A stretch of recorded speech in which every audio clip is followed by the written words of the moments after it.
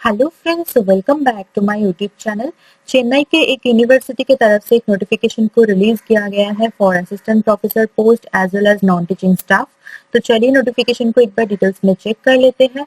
सबसे पहले देखिए यहाँ पे डिपार्टमेंट कोड नंबर के साथ साथ डिपार्टमेंट का नाम, total number of vacancies and यहाँ पे कैटेगरी वाइज वैकेंसी आपको देखने को मिलेगा। तो क्या क्या डिपार्टमेंट है वो एक बार चेक कर लेते हैं। सबसे पहले देखिए colleges of engineering and regional campuses के लिए यहाँ पे वैकेंट पोजीशन निकाला गया है। तो डिपार्टमेंट यहाँ पे ऑटोमोबाइल इंजीनियरिंग, ठीक है। उसके बाद आता है सिविल इंजीनियरिंग, ठीक है। नेक्स्ट आता है कंप्यूटर साइंस एंड इंजीनियरिंग और इंफॉर्मेशन टेक्नोलॉजी। नेक्स्ट आता है यहाँ पे इलेक्ट्रिकल एंड इलेक्ट्रॉनिक्स इंजीनियरिंग। उसके बाद electronics and communication engineering, mechanical engineering. Next आता है मैथमेटिक्स। उसके बाद आता है मैनेजमेंट साइंसेज एंड लास्ट में इंग्लिश। तो टोटल वैकेंसी अगर देखा जाए तो 205 वैकेंसीज रिलीज किया गया है एक साथ फॉर असिस्टेंट प्रोफेसर पोस्ट, ठीक है। तो ह्यूज वैकेंसीज है for assistant professor post and category wise vacancy आप ऑल्सो यहाँ से चेक कर सकते हैं। नेक्स्ट आता है लाइब्रेरी डिपार्टमेंट के लिए। तो लाइब्रेरी के लिए देखिए असिस्टेंट लाइब्रेरियन की पोस्ट है एंड यहाँ पे 14 वैकेंसीज एक साथ रिलीज किया गया है, ठीक है। तो यहाँ पे भी जो है आप कैटेगरी वाइज वैकेंसी जो लास्ट दो कॉलम है यहाँ पे आप चेक कर सकते हैं। नेक्स्ट फिजिकल एजुकेशन डिपार्टमेंट के लिए असिस्टेंट डायरेक्टर की पोस्ट निकाला गया है एंड इसी पोस्ट के लिए 13 वैकेंसीज एक साथ रिलीज किया गया है। तो टोटल वैकेंसी अगर देखें teaching as well as non teaching position को मिला के तो यहाँ पे 232 वैकेंसीज जो है एक साथ रिलीज किया गया है। 232 वैकेंसी जो है एक साथ रिलीज किया गया है, ठीक है, teaching as well as non teaching position को मिला के।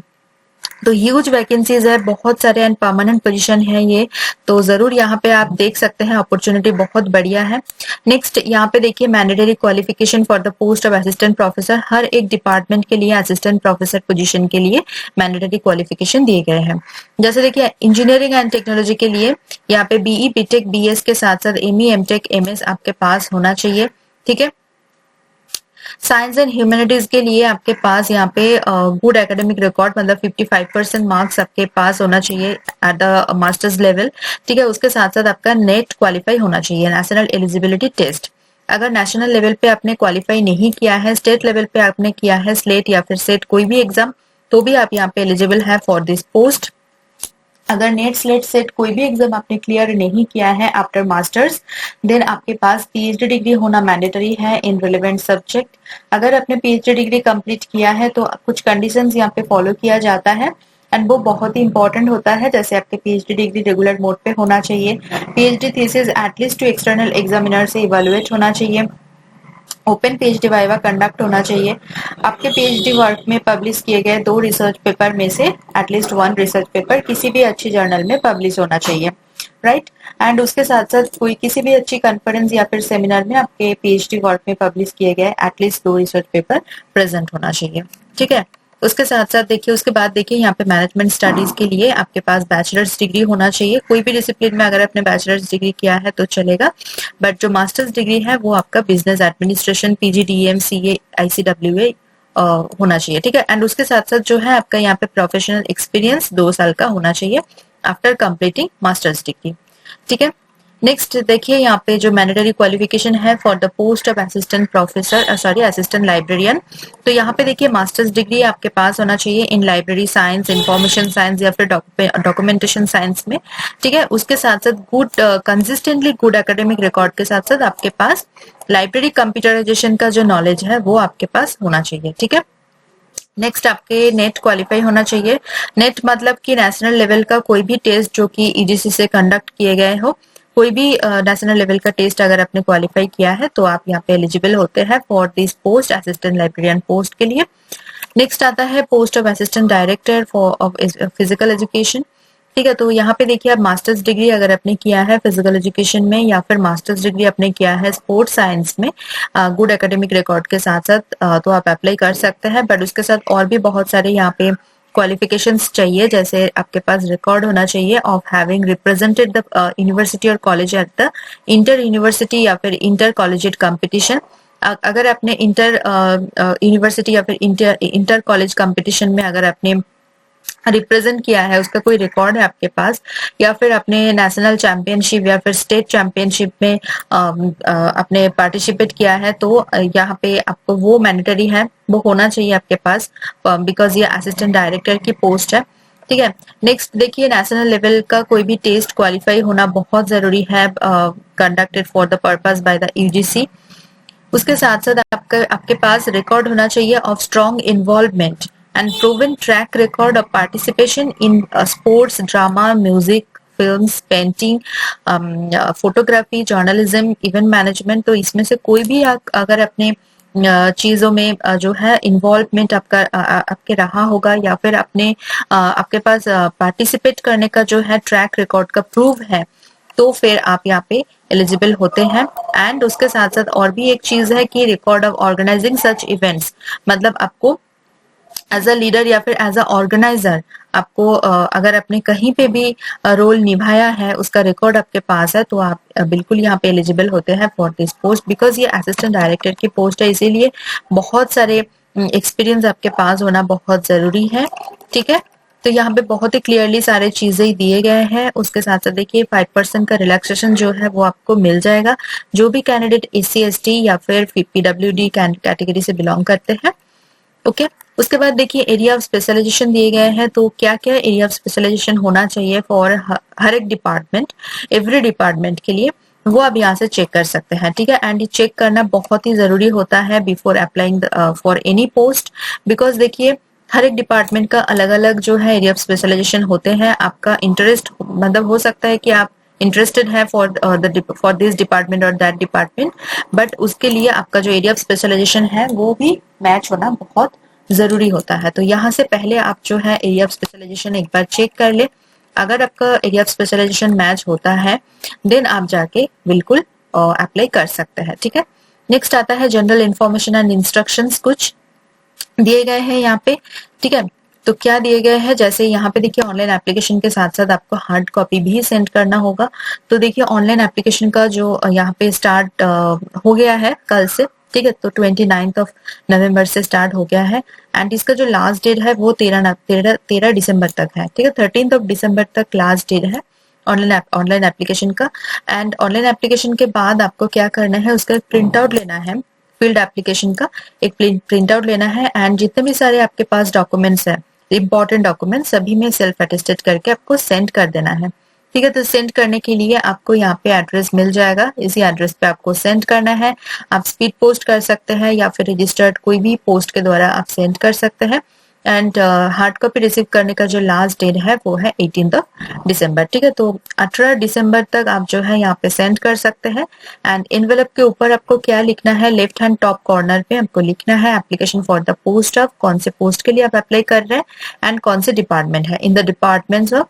ठीक है। एंड कोड नंबर, जो कोड नंबर मैंने पहले दिखाया था, टेबल में ऑलरेडी प्रोवाइड किया गया है, वहां से आप चेक कर सकते हैं। जो भी डिपार्टमेंट में आप इंटरेस्टेड है उसके अकॉर्डिंग जो कोड नंबर दिया हुआ है उसको आपको लिखना है, एंड ये लिखना बहुत ही जरूरी होता है एनवेलप के ऊपर। ठीक है। तो ऐसे करके आपको सेंड करना है। उसके साथ साथ यहाँ पे देखिए ऑलरेडी दिए हुए हैं, मैंने बता दिया है ऑलरेडी कि self attested photocopies of the documents have to be send along with the hard copy of each application. अगर आप एक से ज्यादा पोस्ट के लिए अप्लाई करना चाहते हैं तो हर एक पोस्ट के लिए आपको अलग अलग से एप्लीकेशन कंप्लीट करना होगा। जो एप्लीकेशन है उसके साथ हर एक टाइम पे आपको जो है डॉक्यूमेंट, सेल्फ अटेस्टेड डॉक्यूमेंट्स आपको सेंड करना होगा। अगर कोई भी डॉक्यूमेंट्स मिसिंग होता है या फिर आपने भूल जाते हैं कि सेंड करना, देन आपका जो एप्लीकेशन है वो रिजेक्ट हो सकता है। ठीक है। तो बहुत ही ध्यान से आपको मतलब सेंड करने से पहले एक बार जरूर चेक कर ले कि सारे डॉक्यूमेंट्स अच्छे से अपने एनवेलप में मतलब जो है अटैच किया है कि नहीं एप्लीकेशन फॉर्म के साथ।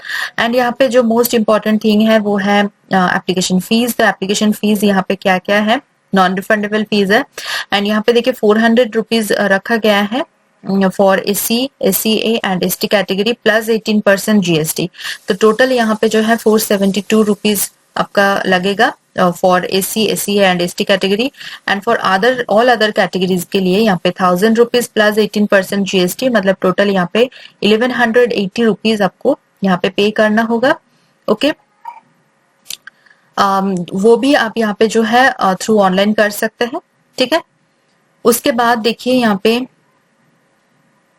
जो भी कैंडिडेट करंट एम्प्लॉय है, ठीक है, कहीं पे भी गवर्नमेंट, सेमी गवर्नमेंट, पीएसयूज, कहीं पे भी अगर अपने करंट एम्प्लॉय है तो आपको यहाँ पे नो ऑब्जेक्शन सर्टिफिकेट यानी एनओसी सबमिट करना होगा at the time of interview, as well as आपको एप्लीकेशन फॉर्म के साथ सेंड करना होगा, ठीक है।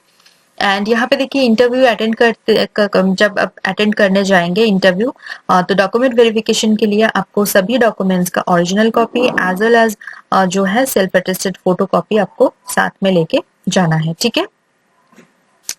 नेक्स्ट देखिए यहाँ पे जो सैलरी एंड अदर अलाउंसेस है, ये परमानेंट पोजीशन है, तो सैलरी के साथ साथ जो बाकी अलाउंसेस आपको मिलेंगे वो ठीक ठाक यहाँ पे दिया जाएगा।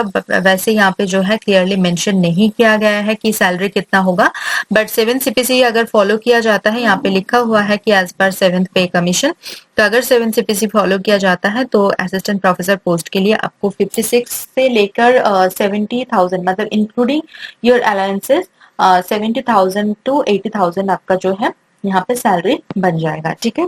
तो काफी अच्छा सैलरी है and assistant librarian and assistant director के लिए भी बहुत अच्छा सैलरी होगा। जो भी यहाँ पे 7 सीपीसी को फॉलो करते हैं, जो जितना भी सैलरी होता है वही आपको मिलने वाला है, ठीक है। एंड अलाउंसेस क्या क्या है वो डिपेंड करता है, यहाँ पे एचआरए वगैरह ऑब्वियसली आपको ये मिलेगा, ठीक है, और भी बहुत सारे बेनिफिट्स एंड फैसिलिटीज आपको दिए जाएंगे, ठीक है। एज लिमिट अगर देखा जाए तो मिनिमम एज लिमिट यहाँ पे 24 इयर्स रखा गया है। सिलेक्शन प्रोसेस एक बार चेक कर लेते हैं। तो सिलेक्शन प्रोसेस देखिए, यहाँ पे पहले एक रिटन टेस्ट होगा, उसके बाद एक प्रेजेंटेशन आपको देना होगा, जो डेमो बोलते हैं, डेमो क्लास आपको एक देना होगा, ठीक है। उसके बाद आपको यहाँ पे पर्सनल इंटरव्यू देना होगा। तो तीन स्टेप में आपका यहाँ पे जो है सिलेक्शन होगा। तो क्या क्या मार्किंग है वो एक बार देख लेते हैं। रिटन टेस्ट के लिए यहाँ पे मैक्सिमम मार्क्स जो है 60 मार्क्स रखा गया है।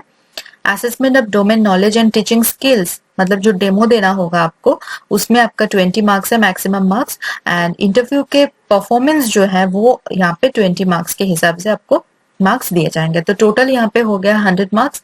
तो 100 मार्क्स में से कितना आपको मिलता है उसके ऊपर डिपेंड करता है कि आपका फाइनल सिलेक्शन होगा कि नहीं होगा, ठीक है। कोई भी टीएडी आपको नहीं मिलेगा for attending any of the selection procedure, जैसे रिटन टेस्ट हो गया, प्रेजेंटेशन या फिर इंटरव्यू, ठीक है। एंड सिलेक्शन प्रोसेस में not be completed on the same day, मतलब तीनों स्टेप है यहाँ पे देखिए, रिटन टेस्ट है, प्रेजेंटेशन है, एज वेल एज इंटरव्यू है, तो तीनों एक साथ एक दिन में तो कंप्लीट नहीं हो पाएगा। तो इसके लिए आपको पहले से प्रिपरेशन लेके जाना है, जहां पे भी होगा वो आपको इन्फॉर्म कर दिया जाएगा ईमेल के द्वारा। तो आपको वैसे प्रिपरेशन लेके जाना है कि नेक्स्ट डे भी आपको रुकना हो सकता है, ठीक है। वो ध्यान में रखते हुए आपको करना है, बिकॉज सेम डे पे कंप्लीट करना मुश्किल हो मतलब हो सकता है, ठीक है। उसके बाद देखिए यहाँ पे कुछ फॉर्मेट दिए गए हैं। अब यहाँ से जो है इसी फॉर्मेट को फॉलो करना है। जैसे टीचिंग एक्सपीरियंस सर्टिफिकेट का फॉर्मेट है ये, इसी फॉर्मेट को आपको मतलब फॉलो करना है। उसके बाद देखिए एनओसी वगैरह, उसके बाद देखिए नो ऑब्जेक्शन सर्टिफिकेट का फॉर्मेट है ये। तो ये सारे फॉर्मेट दिए गए हैं। तो नोटिफिकेशन 20 पेजेस का है। यही नोटिफिकेशन है, बहुत अच्छा नोटिफिकेशन है। एंड वैकेंसीज जो है, काफी सारा वैकेंसीज, मतलब ह्यूज वैकेंसीज एक साथ रिलीज किया गया है। तो आई होप कि ये अपॉर्चुनिटी आपको बहुत बहुत मतलब हेल्प करेगा, आपको बहुत मदद मिलेगा इसी नोटिफिकेशन से। जरूर अप्लाई करें। ये नोटिफिकेशन कहाँ से आया है वो एक बार दिखा देते हैं। अन्ना यूनिवर्सिटी चेन्नई की तरफ से ये नोटिफिकेशन आया है। इंपॉर्टेंट डेट्स और एक बार चेक कर लेते हैं। जैसे देखिए कल से स्टार्ट हो गया है ऑनलाइन एप्लीकेशन एंड 13 दिसंबर तक एप्लीकेशन चलेगा, लास्ट डेट है। एंड हार्ड कॉपी रिसीव करने का लास्ट डेट है 18 दिसंबर, ठीक है। तो नोटिफिकेशन जो है बिफोर अप्लाइंग ऑनलाइन एप्लीकेशन एक बार जरूर अच्छे से चेक कर ले, एक बार अच्छे से पढ़ लीजिए, रीड कर लीजिए, उसके बाद जाके आप अप्लाई कीजिए। जो ऑफिशियल वेबसाइट है वो एक बार दिखा देते हैं। ये ऑफिशियल वेबसाइट है। यहाँ पे आपको देखिए, यहाँ पे आपको ऑलरेडी फ्लोटिंग नोटिफिकेशन में देखने को मिल जाएगा रिक्रूटमेंट में। अब यहाँ पे भी देखिए, यहाँ पे भी क्लिक कर सकते हैं, एज वेल एज यहाँ पे भी क्लिक कर सकते हैं। कहीं पे भी दो मतलब हर जगह लिंक दिए गए हैं। तो यहाँ से आप क्लिक करके जो है अपना नोटिफिकेशन रीड कर सकते हैं, ठीक है। बहुत अच्छा नोटिफिकेशन है, जरूर यहाँ पे अप्लाई कीजिए। मेरी तरफ से सभी कैंडिडेट्स के लिए ऑल द वेरी बेस्ट। अगर आप मेरी चैनल को अभी तक सब्सक्राइब नहीं किया है, आप मेरे चैनल पे न्यू है, तो बहुत बहुत वेलकम मेरे चैनल पे, एंड जरूर सब्सक्राइब कर लीजिए। उसके साथ साथ बेल आइकन को प्रेस कीजिए ताकि मैं कभी भी वीडियो अपलोड करूँ वो सबसे पहले आपके पास पहुंच जाए एंड आपकी जो अपॉर्चुनिटी है वो बढ़ जाए। मेरी वीडियो अगर आपको थोड़ा सा भी इंफॉर्मेटिव या नीडफुल लग रहा है तो प्लीज मेरी वीडियो को एक बार लाइक कर दीजिए, कमेंट करना ना भूले, उसके साथ साथ वीडियो को शेयर कीजिए आपके नॉन फ्रेंड्स एंड रिलेटिव के साथ। वीडियो के साथ साथ मेरे चैनल पे जो कम्युनिटी सेक्शन है वो भी डेली चेक करें, वहां पे मैं अलग अलग जॉब नोटिफिकेशन हर दिन अपलोड करती रहती हूँ। तो चलिए मिलता है नेक्स्ट वीडियो में। Thank you for watching.